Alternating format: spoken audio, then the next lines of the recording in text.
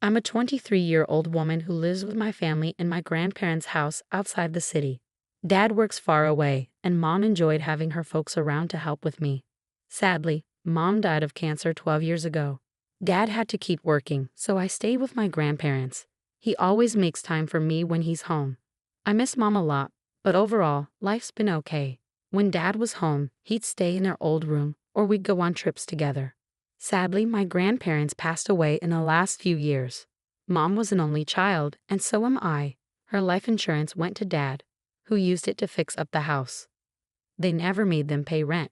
It's a bit messy, sorry. Anyway, I'm the only one in my grandma's will, so I got the money, the house, and Grandpa's truck.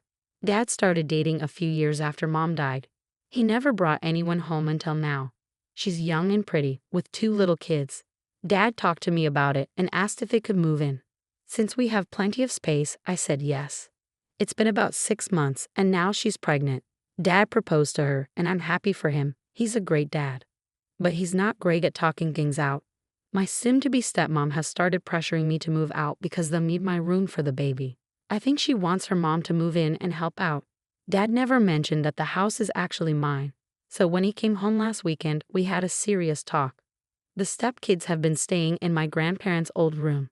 I have my own room with a big closet and bathroom that Dad added, and he has another big room with a bathroom. She suggested I move to the city to finish school and offer me her apartment at a reduced rate.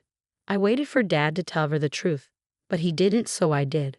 I explained that the house is mine and I won't give up my room. I also mentioned that Dad has plenty of savings and could buy them a house, especially if they sold her apartment and used it for a down payment. Now she's upset with me for suggesting Dad use his retirement money. And she doesn't want to sell her apartment because she thinks the market will keep going up and wants to build equity. I made it clear that they should move out before the baby arrives. Am I being unreasonable? Well, tough luck. If you're going to be with a much younger woman, be prepared to support your future children and all that comes with it, instead of trying to save for retirement. It seems like his new partner might have thought he was older and richer, hoping to get more from him. But that idea fell apart when she realized he didn't own the house. It's pretty audacious to ask you to leave but then offer her old place at a discount. So no, OP, you're not in the wrong here. Wow, your dad's really chosen someone special. Even without knowing the house was yours, trying to kick you out to make room for her baby, probably without even talking to your dad first, is pretty thoughtless. It's also pretty unreasonable to expect him to buy a house but not be willing to sell her place to help out. And if he can't stand up to her about it, he's in for a tough time. But that's not your problem. Your dad's a grown-up who's responsible for his own choices. You didn't leave them with no options. She wanted a place without you, and now she can have it. Problem solved. They can make some compromises and find a good living situation. Your stepmom and dad are trying to push you out of your own home, where you've let them and the kids stay for free. It might be a good idea to talk to a lawyer soon. Getting rid of them legally might be tougher than you think. In many places, someone who's been staying with you can become a legal tenant, even if they haven't been paying rent. Story 2. I'm a 30-year-old woman with a young daughter named Lily. My brother James, 32, recently got married to Brittany, who's 26. Before they got together, I knew Brittany casually, but we weren't close. James and I, however, are really tight. When James proposed to Brittany and they started planning the wedding, they made it clear that Lily and I would be involved. They even said Lily would be a flower girl and I would be the maid of honor. But a few weeks before the wedding, Brittany came to talk to me. She said her family had concerns about having kids at the ceremony, so they decided to make it adults only. However, Lily was still invited to the reception. So I said something like, "Sure, it's your big day. I'll do whatever James wants." Then came the rehearsal. Everything was going smoothly until Brittany's 3 young nieces trotted in as junior bridesmaids. I was puzzled and a bit irritated, but I brushed it off. Later, James took me aside and confessed that Brittany was worried Lily might cause a scene and ruin the wedding, hence the fib about it being child-free. I was hurt and upset that they thought that about my daughter, but I kept my cool. I had already made arrangements for a friend to look after Lily during the ceremony and join us later for the reception. James acknowledged my feelings and disagreed with Lily not being invited. On the wedding day, Brittany asked why Lily wasn't there while we were getting ready. I explained she was with a friend and would join us later. Brittany insisted on calling to bring Lily for the photos. Fearing people would wonder why she was missing, and it would reflect poorly on her. I told her she could call, but my friend was aware of the plan and wouldn't come until I asked her to. Brittany called James, hoping he'd persuade me to change my mind, but he understood the arrangement and didn't see any issue with it. She then asked what to say if people noticed Lily's absence in the photos. I suggested she explain that Lily wasn't invited due to concerns about tantrums. That didn't sit well with her, and she called me a name and accused me of being too sensitive. The rest of the wedding was uncomfortable, to say the least, with other drama going on within the party unrelated to our situation.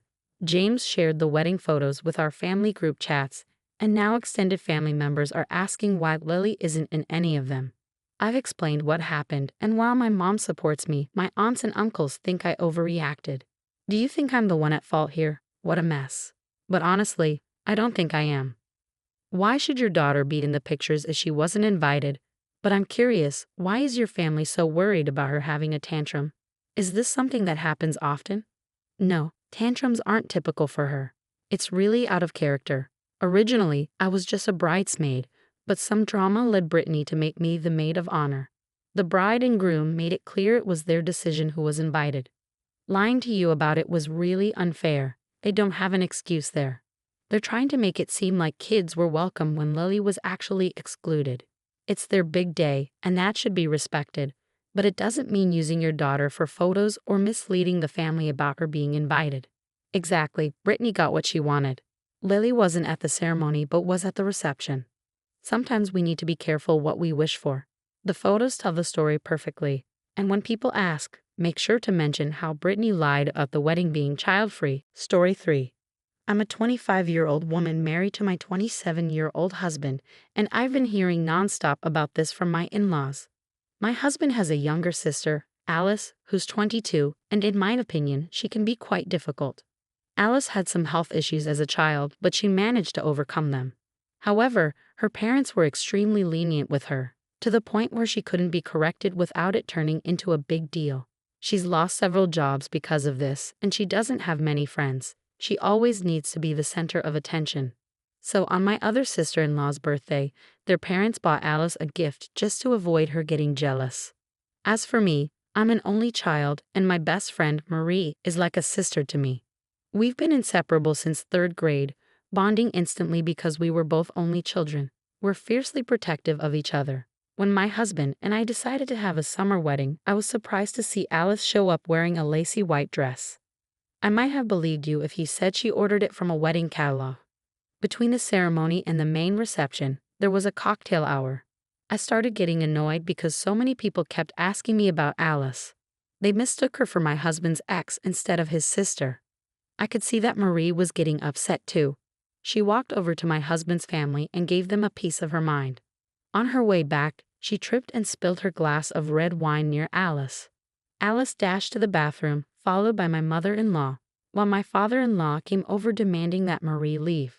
I refused, explaining that Marie is a lightweight and it was just an accident.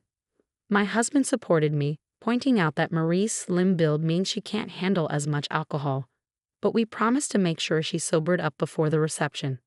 At the reception, Alice looked stunning in a beautiful green dress, and Marie miraculously felt better. My in-laws haven't stopped talking about the incident, but I find it hard to feel guilty, even though I know it wasn't an accident. You're definitely not in the wrong, and your best friend is amazing. That's true friendship. Don't let your in-laws make you feel bad or guilty. They need to stop coddling Alice and move on from this childish behavior. Maybe it's time to have a frank conversation with them and tell them to grow up. It's great that your husband stood by you. Another approach could have been for him to talk to his sister directly and tell her she needs to change her behavior. I get why he might hesitate, but standing up to his family would show his wife that he's got her back and they're a team. He probably didn't want his wedding day to turn into a scene with his sister throwing a fit in front of everyone. Your in-laws might have enabled her behavior, and your friend was just trying to fix the white dress situation. It's common knowledge not to wear white to a wedding. And since Alice had a backup dress, what's the big deal? And if she ever finds someone to marry her, just wait for the chance to accidentally announce your pregnancy at her wedding. It seems like some people just can't stand to see others shine. My sister-in-law is quite the character. I once saw her shed tears because she didn't get a turkey leg at Thanksgiving dinner when she was just 20. Now, as I'm preparing for my own wedding in 3 months, I've sent out the invitations with clear instructions. Avoid wearing white, for obvious reasons, and stick to emerald green for the bridesmaids' dresses. I've also requested RSVPs by a certain date, as the reception dinner is quite pricey and I don't want to pay for no-shows. Other than that, guests can wear whatever they like. Kids and families are welcome, and I'm not too fussed about attire, except for those specific colors. Just to give you some background, my sister-in-law is my fiance's sister. While we're not super close, we have an okay relationship, we don't hate each other, and we get along fine. During my fiance's birthday bash, some friends and I got to talking about the wedding plans. They remarked on how laid back I seemed about the rules and how refreshing it was not to feel like they were walking on eggshells. I explained that I just wanted everyone to have a good time, so I didn't want to impose too many restrictions. Later, the girlfriend of one of my fiance's friends showed me the dress she was considering for our wedding and asked for my opinion on whether it was appropriate or did she steal the spotlight. It was a bold yellow number, but I genuinely liked it and encouraged her to wear it. I assured her that as the bride, it's not easy to outshine me, and even if someone did, it wouldn't bother me too much. I didn't mean any harm by it, but my sister-in-law took offense and called me pretentious. She was upset because she had strict rules at her own wedding, like no kids and a strict dress code, and we followed them without complaint. I never meant to upset her. I was simply explaining my own wedding plans and the reasoning behind them. But she accused me of subtly undermining her and called me a snake, insisting that if I had something to say, I should say it to her face. Then she stormed out with her husband. My mother-in-law agreed that my sister-in-law overreacted, but she also said I shouldn't have flaunted my laid-back approach, as it may have made her feel bad about her own wedding choices. However, my fiancé and I didn't do anything wrong, and eventually my sister-in-law will have to move on. Am I in the wrong here? Definitely not. It seems like she's internalizing her own issues and projecting them onto me. She might also be jealous that I'm taking a more relaxed approach to my wedding planning. I won't apologize to her. She's the one being dramatic. It's like the saying goes, some people think the world revolves around them, but in this case, it's my sister-in-law. I can't control how she reacts or make her see that it's not about her. On a lighter note, it's quite impressive how she managed to keep her bridezilla tendencies even when it's someone else's wedding. Maybe her strict wedding rules were meant to prevent someone else from stealing her thunder. But in the end, it's my day, and I'm going to do it my way. Thank you for the congratulations, and I'm looking forward to a fantastic wedding. We had a new colleague, Christina, join our team, a friendly woman in her late 30s who's married with kids. We had several chats before becoming close. But one day, while she was sitting, her cleavage became more noticeable. The office atmosphere grew awkward, and some of the guys started avoiding eye contact. It was a minor issue, but it kept happening. A couple of my male coworkers confided in me about feeling uncomfortable with Christina's attire. Being more of a tomboy, they felt at ease discussing it with me. They mentioned feeling uneasy encountering a similar situation to the one I described. I couldn't help but notice that all of Christina's tops seemed designed to show cleavage. The next day, I casually mentioned to her how her cleavage was on display. She didn't respond, just nodded. So I decided to ask Christina if she intentionally chose clothes that accentuated her cleavage. She seemed offended and asked if there was a problem. I expressed that it made me feel uncomfortable if that was the case, especially in a professional setting with male colleagues around. She became upset and questioned why it was any of my business what she wore. I clarified that she could wear whatever she wanted, but some colleagues felt uneasy being exposed to such attire at work. She retorted that it wasn't my business and suggested that those who had issues with her clothing should confront her directly instead of hiding behind me. We argued, and while some female coworkers agreed with me, they also mentioned that I could have worded my concerns more tactfully. Christina started avoiding some of us, which seemed unprofessional since part of our job involves interacting with each other. When I tried to approach her to discuss the situation, it led to another argument. She threatened to involve the administrators if I persisted, but my intention was simply to address the issue and find a resolution. Do you think I overstepped by saying that to her? Those male colleagues must be thrilled with your behavior, huh? You're trying to set yourself apart from other women to gain their approval, aren't you? But let's be clear, her cleavage is none of your concern, okay? It's her choice how she dresses. What you and the guys are doing is body shaming. If I were her, I'd take this to HR. If the men are uncomfortable, maybe they need a reminder about self-control. Shame on you for getting involved. You're definitely in the wrong here.